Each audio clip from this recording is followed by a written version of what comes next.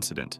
Roger Solari and Martin Farr, aged 26 and 23 respectively, wanted to map out the Agen Alledd cave system in South Wales. At the time, John Parker, another explorer, had abandoned the mission after discovering a third sump in one of its longest passages. Martin and Roger, however, wanted to keep going to see what lay beyond. The first trip was done by Martin alone, because Roger had hurt his knee, making it extremely dangerous for Martin to continue solo. Reaching the third sump was a feat in itself, since the route was not only tortuous, but also extremely long, lasting for hours, as the first sump was about a mile into the cave. The first two sumps measured only 249 feet and 82 feet, so Martin passed through them relatively easily. However, the third sump was much longer, and nobody had fully explored it yet, so Martin could only hope he had enough air to reach the end. Fortunately, he managed to swim through it, about 850 feet, and on the other side he found something else interesting, a zigzagging passage roughly 1,800 feet long, leading to another sump. Nobody had known about this fourth sump, and Martin realized he probably wouldn't have enough air to explore it and then return. He spent the next 4 to 5 hours heading back out, planning to wait for Roger so they could tackle Sump 4 together on the next trip. When they returned on June 15, 1974, both Roger and Martin brought extra air tanks. They successfully reached Sump 4 and began diving it with a guideline to help map the route. After about 400 feet, Roger finished his guideline, and he had sinus problems, even though it wasn't the first time. Despite this, they decided to continue. Martin then took out his own guideline and they kept going, but they made an important mistake. In cave diving, there is a concept called the rule of thirds for air consumption. If you use 1/3 of your air supply on the way in, you need another third to get out, leaving the final third as an emergency reserve. They had already used their first third and should have turned back when Roger's line ran out. Because Roger had a smaller tank than Martin assumed Roger would head out while he continued forward. He eventually came to a gravel wall of rock, which could have indicated the sump was ending, and possibly an air pocket. By this point, he was well past the halfway mark of his tank, so it was becoming extremely